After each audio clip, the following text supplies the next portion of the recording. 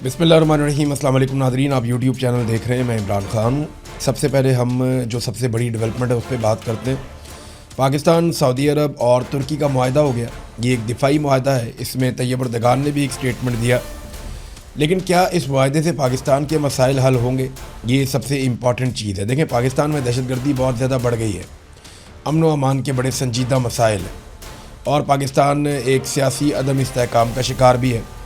आसिम मुनीर साहब की जो सबसे पहली रिस्पॉन्सिबिलिटी है या सबसे अहम जो ज़िम्मेदारी है वो पाकिस्तानियों और पाकिस्तान की हिफाजत है, जिसमें वो नाकाम रहे हैं। जो बलूचिस्तान की सूरत हाल है वो आपके सामने है। इतनी कत्लो गारतगिरी पाकिस्तान में 15 साल में नहीं हुई जितनी कत्लो गारतगिरी गुज़िश्ता 2 सालों में हुई है पाकिस्तान में।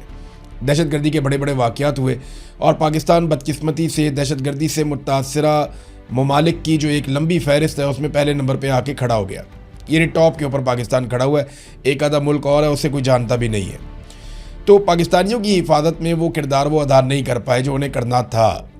हाँ, भारत के साथ एक लड़ाई में पाकिस्तान एयरफोर्स ने भारतीय तैयारे गिराए थे, लेकिन 1 इंच भी ज़मीन पाकिस्तानी फ़ौज ने वहाँ पे फतह नहीं की। फिर भारत ने हमारा पानी रोका हुआ है। अच्छा, मैं ज़मीन फ़तह नहीं की, ये मैंने जुमला क्यों बोला? आपको लगेगा शायद मैं कोई गलत बात कर रहा हूँ। देखिए, कश्मीर को फ़तह करने का या उसे आज़ाद करने का पाकिस्तान की फ़ौज ने बेड़ा उठाया था और हमें हमेशा ये बताया जाता था कि एक दिन पाकिस्तानी फ़ौज कश्मीर को फ़तह कर लेगी और ये होना चाहिए। अगर आसिम मुनीर साहब फील्ड मार्शल बनने के बाद भी ये नहीं करते तो फिर ये कब होगा? ये होना चाहिए। भारत ने पाकिस्तान का पानी रोका हुआ है। अभी तक कोई बंदोबस्त नहीं हो सका कि भारत से पाकिस्तान का पानी छुड़वाया जा सके।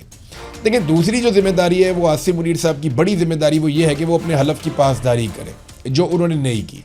उन्होंने सियासत के अंदर बदतरीन मुदाखलत की और लगातार की है और अब तक वो कर रहे हैं।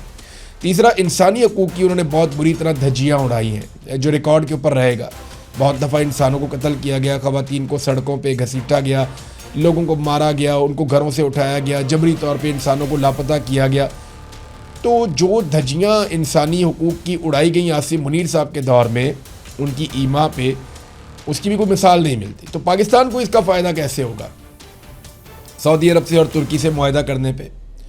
देखिए, ये मैं इसको फिर कहूँगा कि ये पॉजिटिव है। एक चीज़, मुसलमान ममालिक जितना आपस में एक दूसरे के करीब आएंगे उतना बेहतर है। जितने ज़्यादा हमारे ताल्लुकात होंगे उतना बेहतर है। जितना ज़्यादा हम दिफाई नुक्ता नज़र से या ख़ारजी मामलात के नुक्ता नज़र से एक दूसरे के साथ खड़े होंगे वो उतना बेहतर है। उम्मत मुस्लिमा करीब आएगी तो ये मुसलमान ममालिक के लिए बेहतर होगा। बहुत सारे मुसलमान मुल्क हैं, 50 के करीब। अगर ये सारे इकट्ठे हो जाएँ तो एक बहुत बड़ी ताकत बन सकते हैं, बहुत बड़ी माशी ताकत बन सकते हैं। मुसलमानों के पास आबादी भी बहुत बड़ी है, नौजवानों की बहुत बड़ी तादाद है, टेक्नोलॉजी में वो काम कर सकते हैं, उनके पास कुदरती वसाइल बहुत ज़्यादा हैं जिन ममालिक में ये लोग रहते हैं। फिर खुराक पैदा करते हैं बहुत सारे मुसलमान ममालिक और बड़े पैमाने पर करते हैं। तो ये बहुत हद तक खुद कफील हो सकते हैं। बहरहाल ये पाकिस्तान के मसाइल का हल क्या इससे हो जाएगा? एक बात आपको क्लियर करनी चाहिए कि ये जो मुआहदा है ये अमरीकी मफादात के ख़िलाफ़ नहीं हो सकता, क्योंकि तुर्की के भी बड़े अच्छे ताल्लुकात हैं अमेरिका के साथ। हमारे फील्ड मार्शल की या जो है उसको वो कहते हैं डोनाल्ड ट्रंप के माई फेवरेट फील्ड मार्शल, तो ये भी अमेरिका के साथ बेहतरीन ताल्लुकात रखे हुए हैं। शहबाज शरीफ तो ना 3 में है ना 13 में। और सऊदी अरब जो है वहाँ पे अमरीकी अड्डे हैं बाकायदा। उन्होंने अपनी ज़मीन के ऊपर अमेरिका को अड्डे दे रखे हैं और बहुत पैसा खर्च करते हैं। तो असल मसला ये नहीं है कि अमरीकी मफादात के ख़िलाफ़ ये इत्तेहाद लड़ेगा। यानी अगर आपको किसी को ये लगता है कि भारत के साथ लड़ाई हो जाएगी और सऊदी अरब और तुर्की मिलकर भारत को मारेंगे पाकिस्तान के साथ, तो ये आपकी खाम ख्याली है। और अगर आपको ये लगता है कि यूनान के साथ तुर्की लड़ेगा और सऊदी अरब और पाकिस्तानी फ़ौजी वहाँ पे जाएंगे और जाकर लड़ेंगे, तो ये भी आपको मेरे ख्याल में गलत फहमी है। सऊदी अरब के पास बहुत सारे पैसे हैं, बहुत सारा फ्यूल है और वो बहुत अमीर मुल्क है। वो अमेरिका को बहुत पैसा देता है अपने दिफा के नुक्ता नज़र से। अमरीकी हथियार जगह जगह सऊदी अरब में इंस्टॉल हुए हैं और उनके लोग अमेरिकन से ट्रेनिंग भी लेते रहे हैं। तो अमेरिकन वहाँ पे अपने अड्डे लेकर मौजूद हैं। वो सऊदी सरजमीन की हिफाजत के लिए अपने बेहतरीन हथियार इस्तेमाल करते हैं, जिनके बदले में वो बहुत पैसा भी लेते हैं। तो ये मामला मुझे ऐसा लगता है कि ईरान और यमन की तरफ जाएगा। सऊदी अरब को यमन से ख़तरा रहता है हौसियों की जानिब से, फिर ईरान के साथ भी उनके हालात बिगड़ते रहते हैं। तो क्या ये मुमकिन है कि इसराइल से लड़ पड़े ये इत्तेहाद? तो ऐसा दिखाई नहीं देता, क्योंकि उसमें अमेरिका पड़ जाएगा। अगर ये इत्तेहाद अमरीकी मफादात के ख़िलाफ़ होता तो अब तक डोनाल्ड ट्रंप का या अमेरिका का स्टेटमेंट आ चुका होता, और अगर ये खिलाफ हुआ तो याद रखिएगा आने वाले दिनों में ये स्टेटमेंट आ भी जाएगा।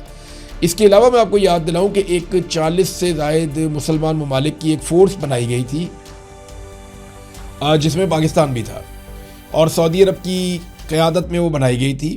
اس فورس کا جو سربراہ رکھا گیا تھا، جس کی کمانڈ میں تھی وہ فورس، وہ جنرل راحیل شریف جو پاکستان کے سابق آرمی چیف ہیں، وہ اس کی قیادت کر رہے تھے۔ وہ فورس کہاں گئی، اس نے کیا کارنامہ کیا، ابھی تک کچھ پتہ نہیں چلا۔ امریکن اسٹیبلشمنٹ اس معاہدے کو کیسے دیکھتی ہے، یہ بہت امپورٹنٹ ہے۔ ان کی ملٹری بیسز پہلے ہی میں نے آپ کو بتایا کہ وہ سعودی عرب میں، وہ بہت پیسہ اکٹھا کرتے ہیں اس خطے سے، سعودی عرب سے اور دیگر عرب ممالک سے۔ اب اگر اسی طرح کے معاہدے باقی عرب ممالک بھی کر لیتے ہیں تو امریکہ کا جو بہت بڑا ایک یہاں پہ مالی فائدہ ہے اس کو چوٹ لگ سکتی ہے۔ جیسے کہ ترکی کے صدر جو رجب طیب اردگان ہیں، انہوں نے بڑی بیلنسڈ سٹیٹمنٹ دی ہے اس معاہدے کے بعد۔ یعنی انہوں نے کہا کہ آج ہم نے سعودی عرب کے ولی عہد اور وزیر اعظم محمد بن سلمان کی پرخلوص دعوت پر مکہ مکرمہ کا دورہ کیا تھا۔ اپنے دورے کے دوران میں نے اپنے عزیز بھائیوں سعودی عرب کے ولی عہد محمد بن سلمان اور پاکستان کے وزیر اعظم شہباز شریف سے ملاقات کی۔ ہم نے تینوں ممالک کی حیثیت سے مشترکہ دفاعی معاہدے پر دستخط کیے ہیں، اور ساتھ انہوں نے کہا کہ اجتماعی دفاعی صلاحیت پر مبنی یہ معاہدہ ہمارے سیکیورٹی اور دفاعی تعاون کو آگے بڑھانے، دفاعی صنعت میں مشترکہ منصوبے تیار کرنے اور دہشت گردی کے خلاف جنگ میں معاون ثابت ہوگا۔ یہ معاہدہ جو اقوام متحدہ کے منشور کے آرٹیکل 51 میں بیان کردہ دفاع کے حق کی بھی توثیق کرتا ہے۔ وہ یہ کہتے ہیں کہ ہم نے اقوام متحدہ کے آربٹ کے اندر رہتے ہوئے یہ معاہدہ کیا ہے۔ کسی ملک کو نشانہ نہیں بناتا، ہم کسی ملک کے خلاف نہیں ہیں، اور ہمارے خطے کے امن، خوشحالی اور استحکام کا ارادہ رکھنے والے تمام برادر ممالک اس میں شمولیت کر سکتے ہیں۔ یہ ان سب کے لیے کھلا ہے۔ یعنی ترکی نے بڑا اس کو اوپن کر دیا کہ اس میں اگر یو اے ای آنا چاہے، اس کے اندر قطر آنا چاہے، بحرین آنا چاہے، اور دیگر ممالک اگر اس کے اندر کویت آنا چاہے، اردن اس کے اندر شامل ہونا چاہے، یا ایران بھی اس کے اندر شامل ہونا چاہے، سینٹرل ایشیا کے ممالک ہیں جیسے آذربائیجان ہے، باقی ملک ہیں، وہ بھی اس کے اندر شامل ہونا چاہیں تو وہ بھی شامل ہو سکتے ہیں۔ یہ جناب طیب اردگان کا سٹیٹمنٹ ہے۔ پھر انہوں نے کہا کہ ترکی جو ہے وہ خطے کے مشترکہ ملکیت کے ویژن کے عین مطابق بین الاقوامی قانون کے احترام کی بنیاد پر تمام تنازعات اور بحرانوں کو بات چیت اور سفارتکاری کے ذریعے حل کرنے کے اپنے اصولی موقف کے اوپر مضبوطی سے قائم ہے۔ میں دعا گو ہوں کہ ہماری یہ مشاورت، ہمارا یہ دورہ اور یہ دستخط شدہ معاہدہ ہمارے پورے خطے کے لیے خیر و برکت کا باعث بنے۔ ایرانی جو وزیر خارجہ ہے عباس عراقچی، انہوں نے ایک بڑا معنی خیز قسم کا ٹویٹ کیا۔ انہوں نے کہا کہ ایران کی طاقتور مسلح افواج نے دنیا کی سب سے مہنگی فوج کے سامنے اپنی تیاریاں، صلاحیت اور قوت کا مظاہرہ کیا ہے۔ جب مسلمان ایک ساتھ کھڑے ہوتے ہیں تو ہم بدخواہ بیرونی عناصر کی جانب سے پیش آنے والے ہر چیلنج کا ڈٹ کر مقابلہ کر سکتے ہیں۔ انہوں نے کہا اس کو خوشائند قرار دیا، انہوں نے کہا جب اکٹھے کھڑے ہوتے ہیں آپ تو پھر آپ بیرونی طاقت کا بڑے آرام سے مقابلہ کر سکتے ہیں، جیسا کہ ایران نے کر کے دکھایا، دنیا کی سب سے مہنگی فوج کا مقابلہ کیا۔ اب وقت آ گیا ہے کہ ہم صرف اپنے آپ پر بھروسہ کریں اور حقیقی اخوت اور بھائی چارے کو اپنائیں۔ یعنی یہ بڑا پازیٹیو ہے معنی خیز ہے۔ یہ امریکہ کو انہوں نے پیغام بھی دے دیا کہ ٹھیک ہے، یہ بڑا اچھا معاہدہ ہو گیا۔ اب تک کے لیے اتنے، اپنا خیال رکھیے گا، اپنے اس چینل کا بھی۔ اللہ حافظ۔